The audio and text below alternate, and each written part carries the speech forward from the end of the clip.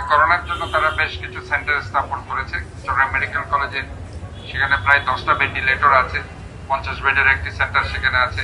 সেখানে oxygen concentrator আছে, বিপেপ machine আছে, হাই ফ্লো অক্সিজেন ক্যানুলা আছে। সেম টু আমি যখন চট্টগ্রাম জেনারেল হসপিটালে গিয়েছি, সেখানে কিন্তু তাদের আগের থেকে তাদের এই ধরনের একটা সেন্টার ছিল এবং সেই সেন্টারটি তারা আস্তে আস্তে স্টার্ট করতে চেষ্টা করছে।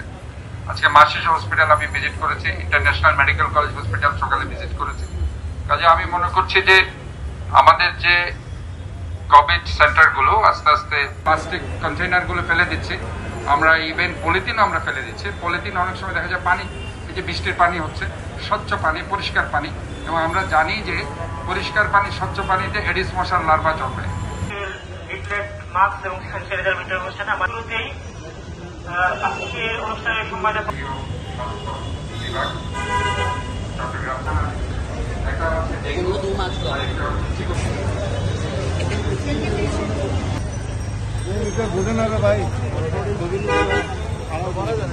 ভাই আপনি সরে যান প্লিজ।